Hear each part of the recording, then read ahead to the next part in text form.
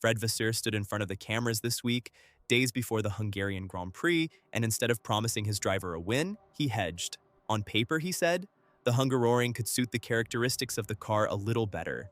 But that alone is no guarantee. Keep that phrase in mind because by the end of this video, you're going to understand exactly why a team principal chooses those words instead of simply saying yes. Here's what's actually happening. Lewis Hamilton days earlier told the press that Ferrari have to come and fight for the win in Budapest. Not hope, not try, have to. That's a demand made in public by a 7-time world champion who has won this exact race 8 times in his career, but hasn't stood on the top step here since 2020. And when his own boss was asked to back that demand, Vasseur didn't. He talked about execution. He talked about upgrades from every rival team. He talked about not knowing the picture of performance. You've probably seen the headline by now, Ferrari optimistic for Hungary. That's not what this is. Pay attention to this next part, because the gap between what Hamilton said and what Vasseur said is the entire story. If you want the paddock politics before the headlines catch up to them, subscribe right now and drop a comment telling me which country you're watching from, because what this pattern means depends entirely on how close you've been paying attention.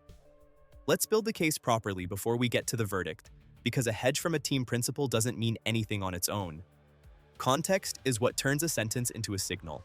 This is not some anonymous engineer venting to a magazine. This is not a rival team sniping from across the paddock. This is the man who runs Scuderia Ferrari on the record, in a team press release, choosing his words with the kind of care that only comes from knowing exactly how they'll be read. Vasseur said it himself. We head to Budapest after 2 encouraging weekends in which we managed to maximize our result thanks to a great team effort.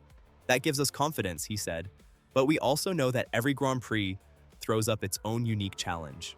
Confidence and caution in the same paragraph from the same man, 48 hours before his own driver publicly raised the stakes. So let's put him under the light properly. Did Vasseur say Ferrari would win in Hungary? No. Did he say the car was capable of it? Only on paper? And he said so himself. Did he commit to anything beyond execution? No. He said execution will make the difference, which is another way of saying the car alone won't decide it. Did he rule out a repeat of what happened at Monaco, where Ferrari arrived under similar expectations and Antonelli took pole and the win instead? He didn't rule it out. In fact, his own driver Charles Leclerc said it out loud before Vasseur even had to. I recall very well what the overall feeling was before Monaco. And we arrived in Monaco and were underperforming compared to what everybody thought we would. So we need to be cautious. That's not paddock gossip.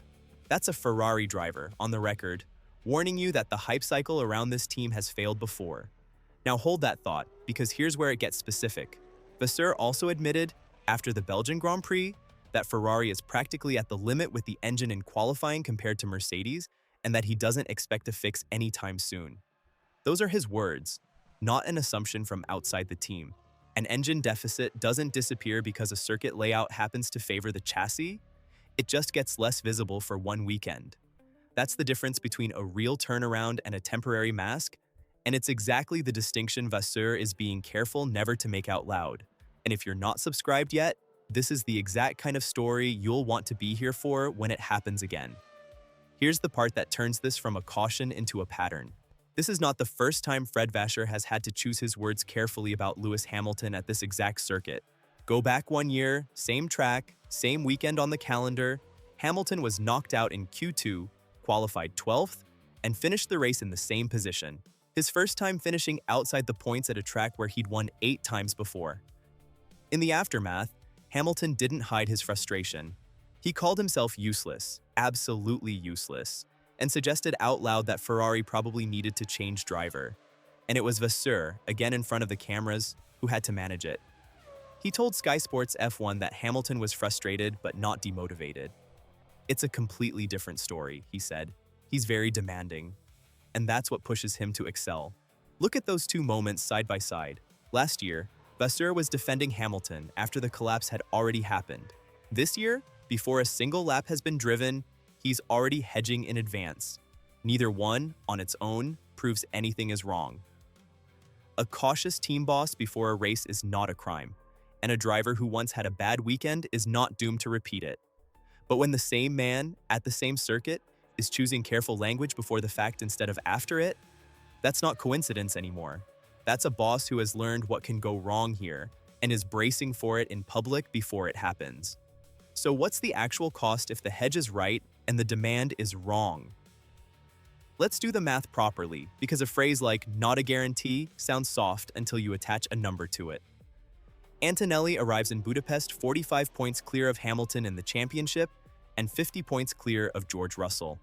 That gap didn't open up gently. Antonelli won at Spa by well under 2 seconds, even after missing a chance to pit under a virtual safety car, meaning the margin should have been bigger, not smaller. Every race where Ferrari's optimism turns into another 12th place finish, instead of a genuine podium fight, is a race where that gap doesn't close. And with the summer break sitting directly on the other side of this weekend, there is no second chance to fix it before the story sets for 6 weeks. If you were Vasseur right now, what do you actually say to the cameras? Do you back your driver's public demand for a win and risk another meltdown broadcast to the entire paddock if it doesn't happen? Or do you hedge, manage expectations, and risk looking like you don't believe in your own 7-time champion days after he asked you to fight for him publicly? There's no comfortable answer there. He picked hedge. Is that protecting the team? Or is that protecting himself from having to explain another Hungaroring collapse on camera? Now, to be fair to Vasseur, there's a version of this where he's simply right to be cautious, and nothing more sinister than good management is happening here. Every Grand Prix does throw up its own unique challenge. That's true regardless of who says it. Ferrari really has had 2 encouraging weekends. The team really did just introduce a major upgrade in Barcelona that helped Hamilton win in Montmello and helped Leclerc win at Silverstone. A team principal who refuses to overpromise before a race is, in almost every other context, doing exactly his job well. That's a defensible position. It is also not the one that survives the comparison with what happened here 12 months ago. Here's what comes next, and it's the part nobody in the paddock is saying directly. Before I give it to you, subscribe. Because this story has a second half, and it lands the moment qualifying happens this weekend. Was Vasseur's caution simply professional realism? Or was it an early attempt to control the story before Hamilton's demand crashes into the same wall it hit last year? I don't know which one it is. And that's exactly the problem, because if a caution this specific, aimed at this exact track, timed this precisely against his own driver's public demand, can be read either way, then nobody outside that garage actually knows what Ferrari believes about this weekend. It's not proven that Vasseur expects a repeat. It's simply a question anyone watching this pattern is entitled to ask. You've seen this shape before on this channel, a boss's carefully chosen words turning out to matter more than the headline built around them. It's rarely the confident quote that tells you the truth, it's the hedge. Budapest doesn't wait for anyone to make up their mind. Practice starts within days, qualifying follows immediately after, and whatever happens on that grid either backs up Hamilton's demand or backs up Vasseur's caution. There is no middle outcome once the lights go out, and whichever way it breaks, the paddock heads straight into the summer break, carrying it for 6 weeks with no race to correct the story. So here's the verdict. Vasseur didn't hedge because he lacks confidence in his car. He hedged because he has been burned at this exact circuit before, by this exact driver, and he is no longer willing to promise something he can't guarantee delivering. Is this a pattern or just coincidence? Vote below and hit like if you already know which one it is. Agree or disagree, the comments are the courtroom. This story is not over.